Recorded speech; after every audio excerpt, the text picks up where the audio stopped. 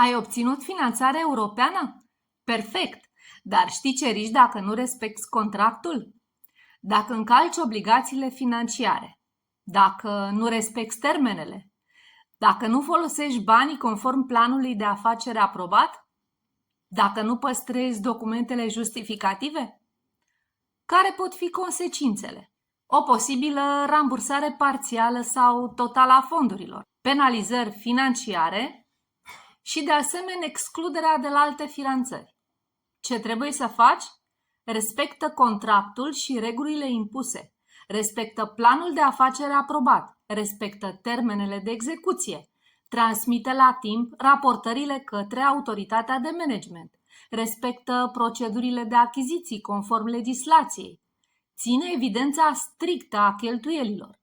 Organizează o arhivă scriptică și o arhivă electronică cu contracte, facturi, ordine de plată. Ține evidența contabilă cu conturi analitice dedicate proiectului. Consultă un specialist în management de proiect dacă ai dubii. Eviți problemele, îți protejezi afacerea.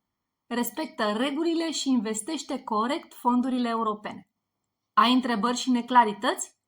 Înregistrează-te pentru o sesiune de consultanță gratuită cu un click pe linkul din bio și distribuie postarea către cei care au nevoie. Să ai spor la bani!